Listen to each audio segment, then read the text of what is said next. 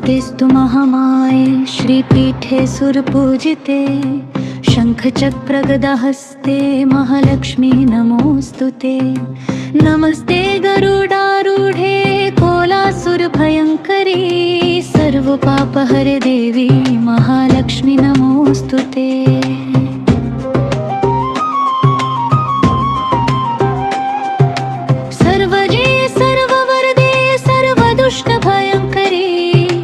सर्वदुःखहरे देवी महालक्ष्मी नमोऽस्तुते।